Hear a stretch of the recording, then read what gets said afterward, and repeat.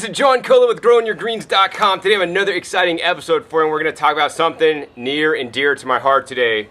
The stuff is called rock dust, and it's the number one thing I believe you guys should add to your garden to get the outstanding growing results, as you guys can see in my backyard garden, that I'm getting. I know many of my viewers out there have already used rock dust and have seen positive results, and many of you guys may not. So this video is to talk about that today, and specifically one point about it. It's about the heavy metals in the rock dust, man. Oh my gosh, people freak out about the heavy metals in the rock dust. So I want to share with you guys a quote that appeared recently on YouTube, and it went like this: I would not put those in my garden if they were free. If somebody paid me to put them in my garden, I wouldn't want lead, mercury, barium, strontium, and arsenic. Blah, blah, blah.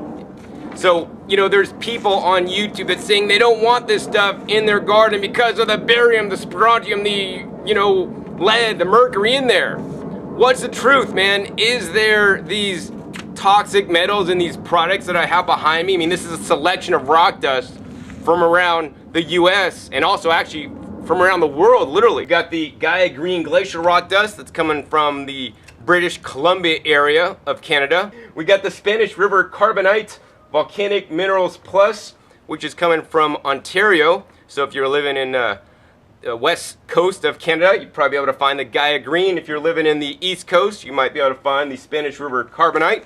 We also got the Azomite, probably the number one brand in the rock dust that's done the most with promotion, from Utah.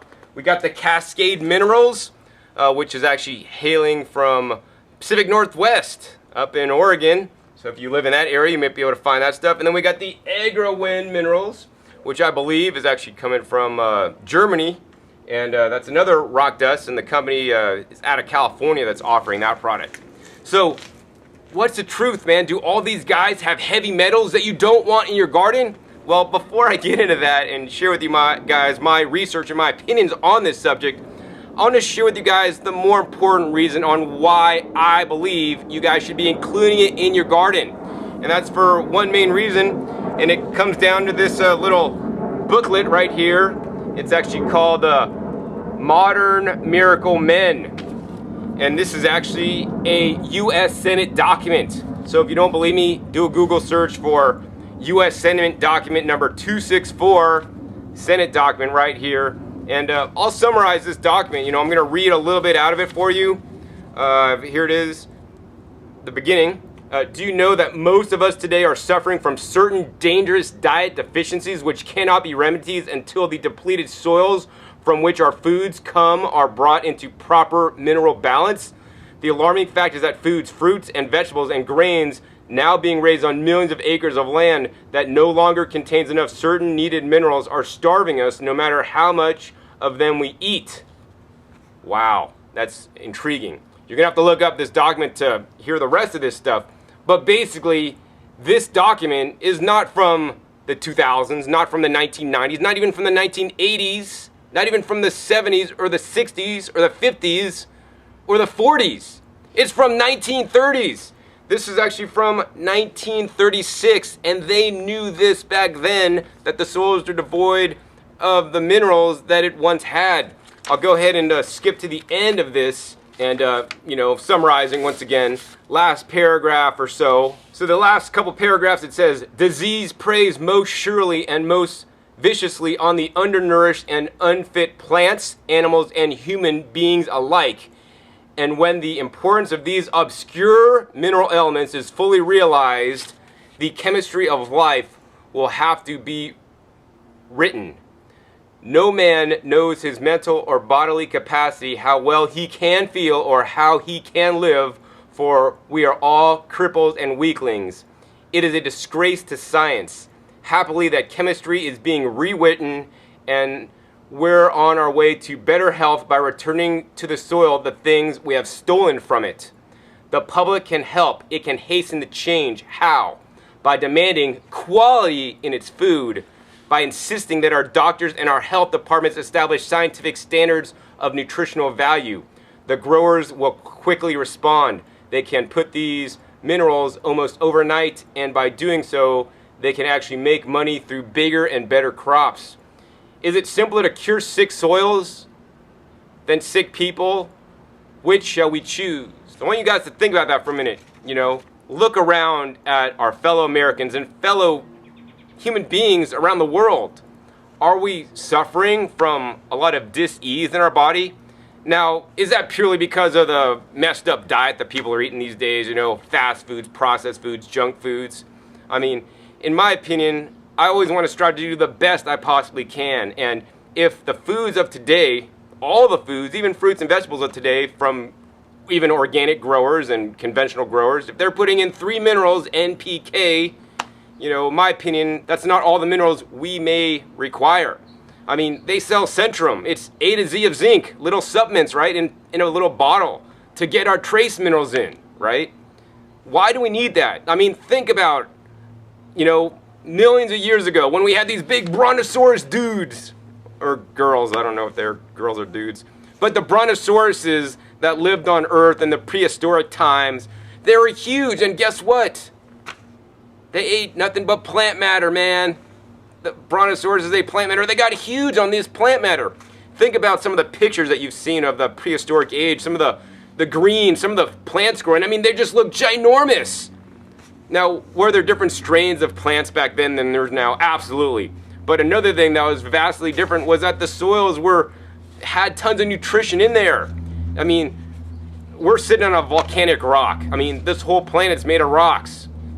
What happens over time is the rocks basically grind down, it puts the trace minerals in the soil, and the plants grow. And when plants have all their trace minerals, they grow bigger. I mean, for any of the viewers that have used the rock dust already, hey, post down below, let people know your experiences.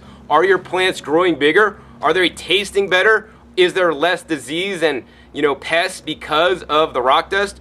Do your plants actually store longer? I mean, the cells that are made of in the plants that have the minerals in it, store longer. That means if you're harvesting your things out of your garden, you could store them for a little bit longer than stuff that's not as nutrient dense. So my goal is to add 70 to 90 minerals in my garden so that the plants have everything they need. And I don't know, do they need all those? I don't know. There's not really research. Some of this stuff is not fully researched. Some people might say, oh, you only need like 16 minerals. That's what we know plants need. How do you know? Have you asked a plant? How do you know what they really need? And besides just what the plant needs, what does the biology in the soil need?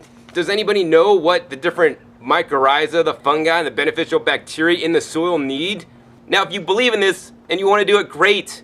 I don't think rock dust is going to hurt. I think it can only benefit myself, mankind, and your plants by using it. You're going to get higher yields. I mean, there are some commercial growers, and there's not many, using rock dust, and they found that if they bought rock dust, put it out in their fields, their crops grew larger and they yielded more. And actually, those crops had higher nutrient density, which is a good thing.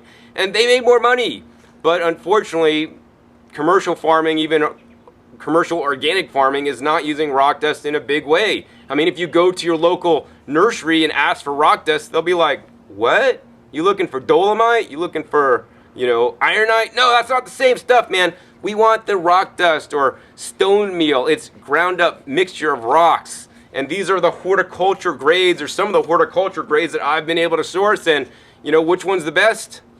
Once again, I don't know which is the best. I like to combine all of them so I get rocks from around the world to give my plants everything they need or everything they might need. And I've definitely seen and more importantly tasted a difference. So, hopefully now you know why I'm using it, And it was really funny, this little booklet here that I learned about this booklet specifically because of a supplement company trying to sell me trace minerals in a bottle. To me, I want to strive to model nature. I want to do and model nature to the best of my ability. Now, nature does not have trees with bottles of supplements or trace minerals or Centrum A to zinc that we could buy, or buried treasure trace minerals. What nature has is plants, but if the soils are devoid of the nutrients because of conventional farming, because we've taken a lot out of the soil and we're not giving back, we need to stop being greedy. We need to start giving back to the soil, feeding the soil microbiologics in there, the bacteria, the fungi, all that kind of stuff, and so that it'll be happy, and then those organisms and the plants will produce better. So that's really why I do the rock dust, and I've sourced different rock dust, from around, this, I bought the Gaia Green Glacier rock dust. I was happy that the Spanish River Carbonite company sent me some. I definitely like that a lot. Also, I buy the Azomite, and actually thanks to another gardener, frugal gardener online, Clint, sent me the Cascade Minerals. Thanks, Clint. I probably never would have got that one if it wasn't for you, man, because that's only available in the Pacific Northwest. And I got the Agro-Wind Minerals because they sent me a sample to test out. I mean, I love them all. I can't say I like one more than the other. I like to mix all of them to get all the minerals because each one has a different balance, which we'll see in a minute. So let's talk about the lead, the mercury in the rock dust. Well, number one, are they there? Let's find out. So what I've done is I went to the different websites of the companies and I've printed out their assays if they had one. Some of these companies do not publish their assays online, and I didn't bother for this video to contact them to get them for this video. I just got the ones that were easily accessible. So, for example, the Spanish River Carbonite, does it have arsenic? Yes, it has 5 parts per million. And that's, in my opinion, parts per million, man, that's such a small amount. Does it have lead? Yes, it has lead, 4.7 parts per million. Oh, don't freak out yet, man. 4.7, ooh, that's a lot of parts per million, man. Does it have mercury? Let's check out the mercury on here. Mercury, 0.01 parts per million. It has mercury in it, John. Don't use it, man. You're going to toxify your soils. Ah! All right, so yes, we have determined that the Spanish River Carbonite has some toxic metals. Ooh. Next, let's check out the Azomite. Here's a printout once again. You can definitely find it online if you want. Does it have the arsenic? Yes, 1.1 parts per million. So yes, that's less than the Spanish River Carbonite. Does it have the lead? Yes, 6.2. Whoa, that's more. Does it have the mercury? Mercury, 0.01. That's 0.01, so that's like hardly nothing. So yes, this also has those heavy metals. Ooh. Next, we got the Cascade Minerals. Now let's see on the Cascade Minerals, does it have the arsenic? Yes, 0.56, so that's less arsenic than the other two. Does it have the lead? Yes, it says actually below 10, so we don't know exactly what that is, so it may be more than the others. And does it have the arsenic? Let's see, arsenic, yes. And does it have the mercury? Well, it looks like the mercury is actually not listed on this chart. That may be because it's so small or some other reason. So I could probably say that, you know, all these guys have those heavy metals that you don't want in your garden, right? Ooh. So is it true we don't want these heavy metals in our garden? Well, let's have some point of reference here. You know, I mean, we know that mercury in a thermometer is not good. It's called quicksilver to drink or to eat. Don't do it. I mean, kids in the 50s probably used to play with this stuff because it was pretty cool and balled up. I mean, we probably know not to have mercury in our mouths because it's a constant source of mercury. And once again, same thing with lead and the arsenic. You know, we don't really want those things in higher than normal amounts. So how do we know if it's more than normal? Well, we want some kind of reference range. So I have this right here. It's from actually A&L Laboratories. I found this online also. And A&L Laboratories, basically they test heavy metals in soils. And what they have here is a chart on the bottom. And it's basically typical and unsafe heavy metal soil levels. So heavy metal, arsenic. The typical level for non-contaminated soil is 3 to 12 parts per million. And all the products I just listed are within that range of typical background levels. So you may be farming already in soils that contain arsenic because that's a typical background level that's already there without you doing nothing. So what about lead? What's the typical background levels for non-contaminated soil? 10 to 70 parts per million. The rock dust, once again, are below these levels. I mean, people that make statements on YouTube and otherwise need to do their research just a little bit. Please, people, let's not misdirect or misguide people. You know, do some research. I mean, this stuff is easy to find. You just got to do some searches. What about the mercury? Well, mercury is not listed on this chart, but as we saw from the rock dust, the mercury level was quite low, so it's probably all right, but I don't have data on this chart. Now, besides just the background levels for non-contaminated soil. They have levels for unsafe for leafy greens or root vegetables and unsafe for garden and children contact. So the unsafe for leafy or root vegetables is a lot lower than the unsafe gardens and children contact. So let's take a look at the lead. Lead needs to be below 500 parts per million. So that means you could add a lot of rock dust before you'll even get up to 500 parts per million.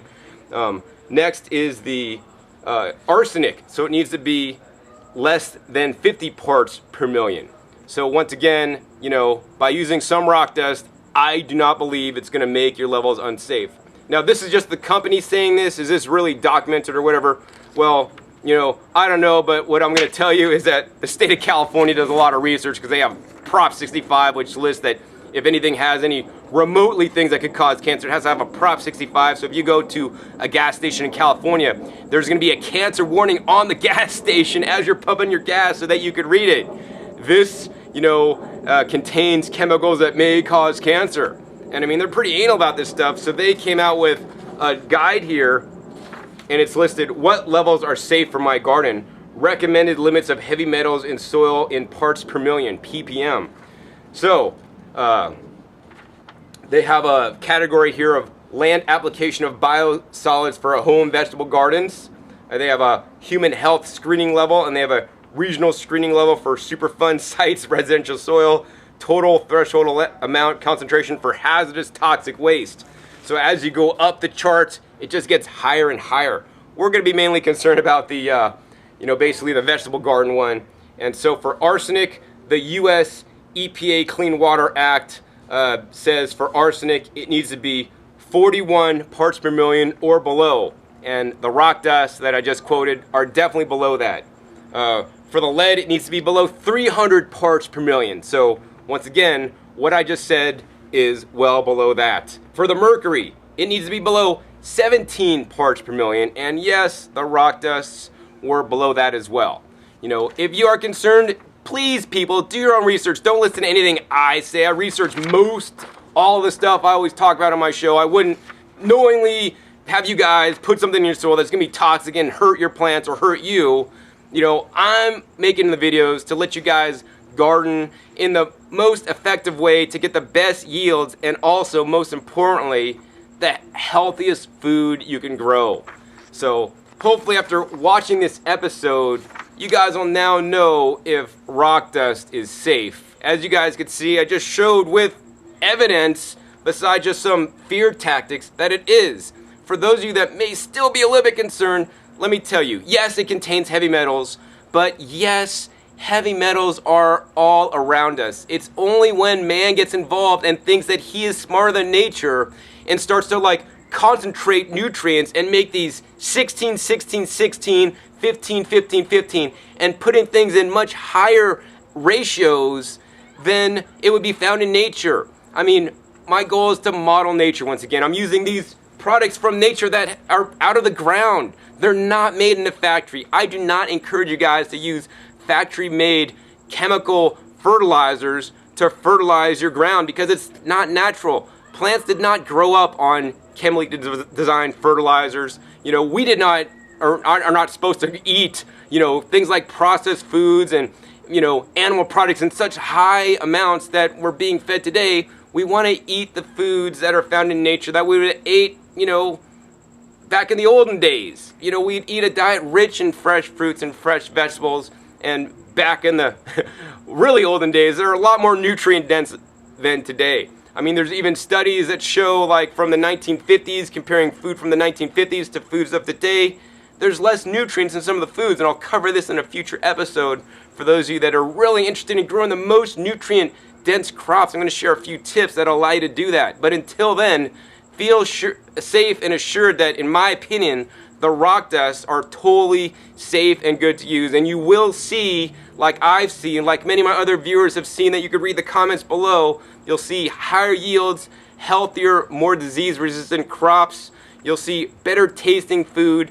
You know, you'll see foods that last longer in storage, you know, than other foods. I mean, when the plant has everything it needs, it could fully express itself and be fully healthy, and that's what I want for each and every one of you guys that are watching me. So anyways, hopefully you guys enjoyed this episode. Once again, my name is John Kohler with growingyourgreens.com. We'll see you next time, and remember, keep on growing. This is John Kohler with growingyourgreens.com. Today I have another exciting episode for you today, and today's topic is a subject that's very near and dear to my heart. Actually, it's one of the main